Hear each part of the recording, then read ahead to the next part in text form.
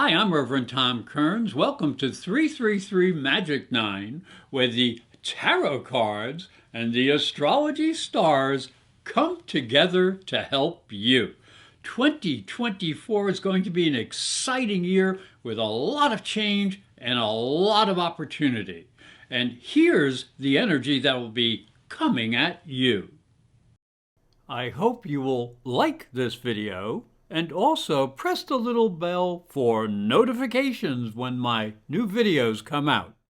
Aries, the tarot card for the first quarter is the Fool. It shows a young man who is headed to the future. He is traveling with only a staff over his shoulder and a rose in his hand.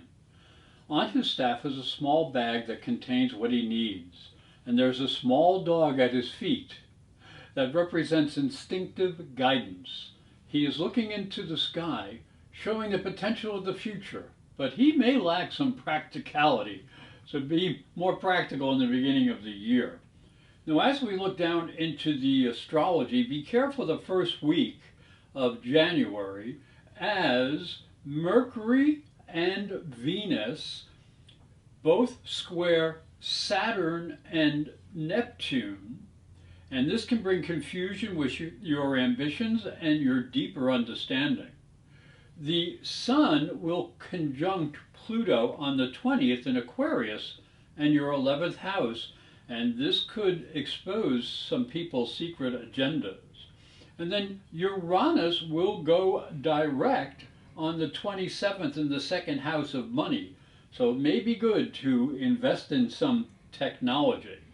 Now, February starts nice but gets bumpy as Mars will come and conjunct Pluto on the 14th. So don't take friends for granted and investigate social groups that you're involved with. And then the 22nd to the 25th may find you seeking pleasure, but please control yourself. Now, as we move into March, it starts with a bang as Venus will be squaring Uranus as she has transited down into the 12th house. And that Uranus is in your second house, so you're going to have to watch your finances. And Mars will actually do the exact same thing. He'll also square Uranus on the 9th, and that can disrupt your investments, so do be careful. And then Neptune and Saturn, both in Pisces, can bring more spirituality and value into your life. The tarot card for the second quarter is the Knight of Cups. It shows a man seated upon a white horse. He extends a cup before him. His helmet signifies imagination, and water is behind him. He suggests inspiration, creativity, and emotion. You may receive an offer that has a positive emotional impact, and it may have something to do with love and romance. Now, as we look down into the astrology, April has a total solar eclipse and Mercury retrograde in your first house, and that can bring some challenges with your personal expression. But romance can be exciting as Venus and Mars will both come down and they will be conjunct Neptune. So who knows where that goes? Hold on to your money when Jupiter conjuncts Uranus, and the Sun will square Pluto over the 20th, because willfulness can make mistakes. Now, as we look into Mars going in May, he energizes you on the 1st, but Pluto will warn you to watch where you're going. And the Sun and Venus will be conjuncting Uranus in the money house, so watch the budget, since Mercury conjunct Uranus can ignite a spending spree, and Jupiter, now moved into Gemini, can broaden all sorts of possibilities for spending and going places. And as we go into June, it starts with messages flying all over the place. And that may become challenging when difficult energies will really affect your third house. So Saturn will turn retrograde at the end of the month in your 12th house and demands that you reevaluate your spiritual essence. The tarot card for the third quarter is the Death card. It suggests the ever-changing cycles of nature with endings becoming new beginnings. Your world is changing, but it's also full of new potential. So don't get stuck in the past. Keep the faith, go through the changes, and move to the future. Now, as we look down into the astrology, in July, Neptune joins Saturn retrograde in your 12th house, creating confusion in your intuition.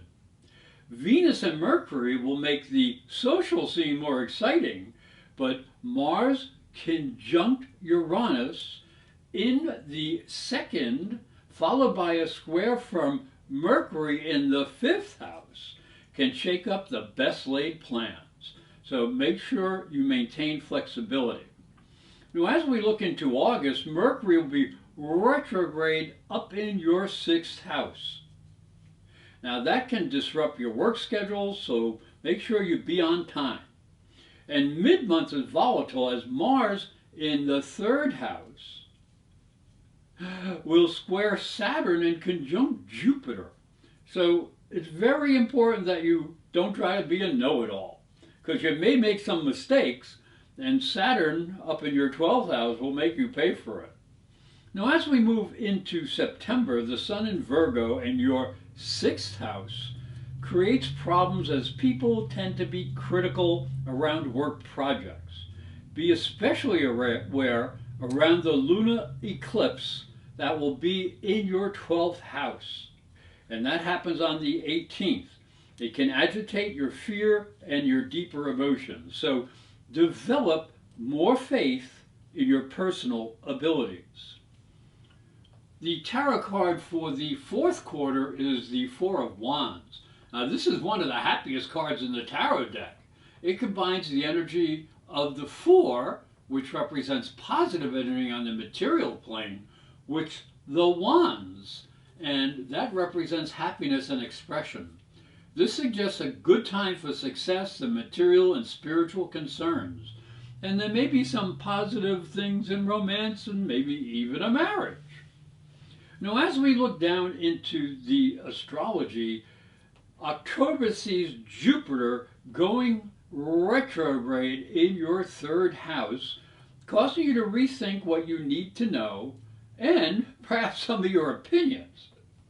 Now, Pluto will go direct in your 10th house, and that'll help you understand how to use power.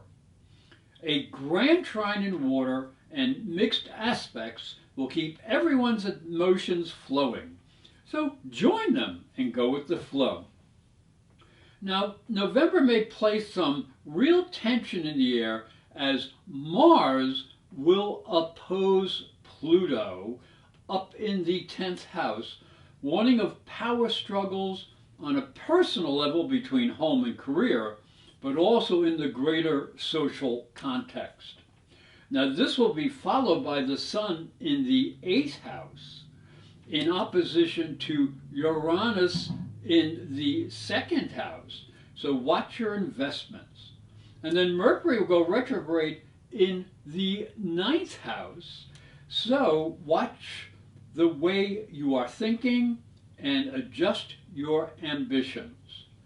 Now, finally, in December, Mars will go retrograde in the 5th house of romance, asking you to control your romantic passion and energy. But Neptune will go direct in your 12th house, bringing a sense of faith in the future. And Venus, now up in the 11th house, will be in opposition to Mars down in the 5th. Now that suggests you curb your pleasure principle, especially if you're dealing with business associates. I'd like to thank you for watching. I'd like to thank you for listening. Please like my videos and share them with your friends. And remember, this is the best time to prepare for 2024 with a private psychic and spiritual reading or a natal transit astrology chart, and you can order them at my website, professorastrology.com. And I hope you have a fabulous new year.